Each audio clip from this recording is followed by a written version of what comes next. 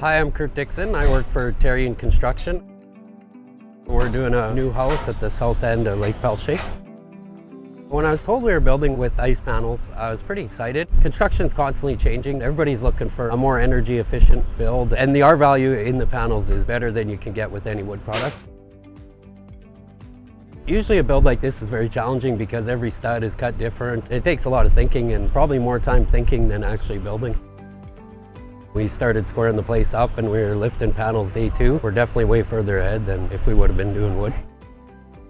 Greenstone ice panels has made our build easier. We're just reading the book and we're just putting them up. Everybody's pretty stress-free. There's no garbage bin on site. We haven't wasted a thing yet. I would recommend Greenstone ice panels. The homeowner can sit down and get exactly what they want. It saves a lot of time in construction. I definitely think it's a good way to go.